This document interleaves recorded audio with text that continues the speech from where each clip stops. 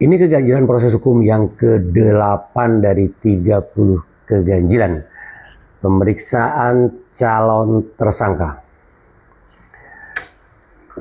Penyidik tidak memenuhi azas kepastian hukum yang adil karena salah satunya adalah saya belum pernah diperiksa sebagai calon tersangka.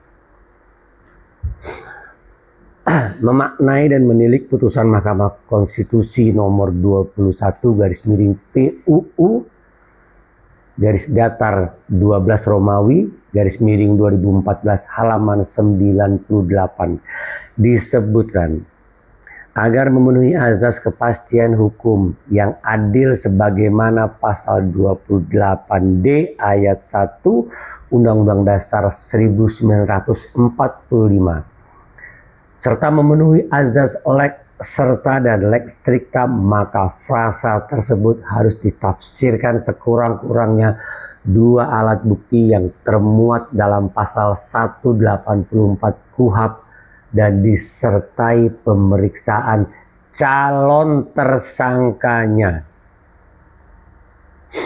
Artinya ada pelanggaran hak asasi manusia kepada saya oleh aparat penegak hukum, dalam hal ini penyidik di Kejati, Kalimantan Barat.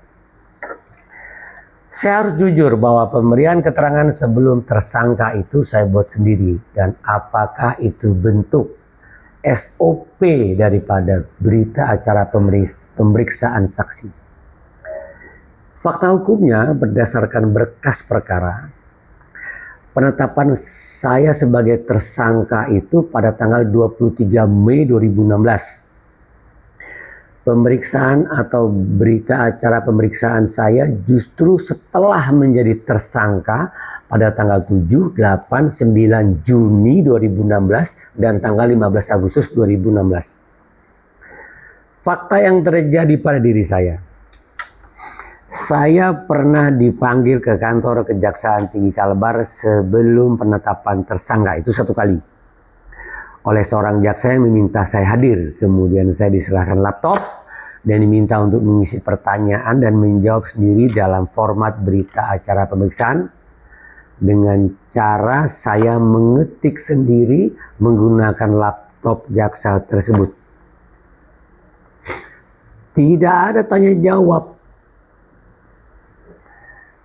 karena yang bersangkutan jaksa juga sibuk dengan urusannya. Setelah dokumen tersebut selesai, langsung dicetak, diprint oleh jaksa yang bersangkutan.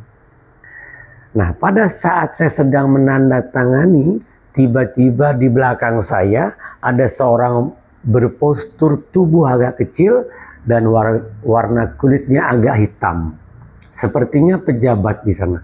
Kemudian beliau berkata, "Bapak harus baca dulu sebelum ditandatangani."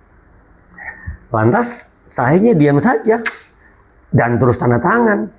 Di dalam benak saya, apa yang harus saya periksa?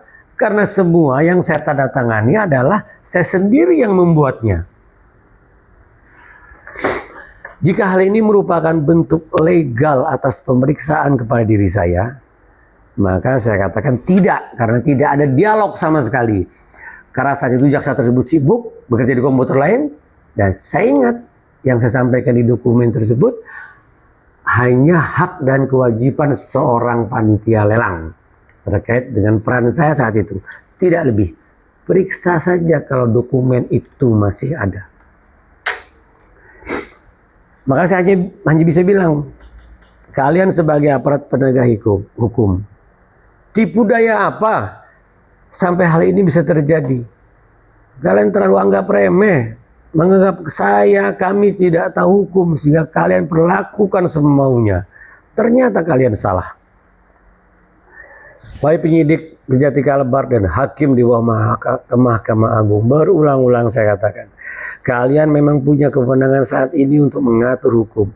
Namun jika seandainya Anda terpaksa menerima uang demi meringankan atau membebaskan orang bersalah, itu urusan Anda. Tapi akan datang karma kepada diri Anda dan keluarga Anda jika dengan sengaja saya yang tidak bersalah Anda paksa menjadi bersalah sehingga menjadi tersangka dan akhirnya terpidana. Sesungguhnya kalianlah yang disebut oknum telah merusak nama baik citra penegakan hukum di negara ini. Jangan karena Anda, banyak kolega kalian yang sudah berjuang menegakkan keadilan rusak karena sifat Anda.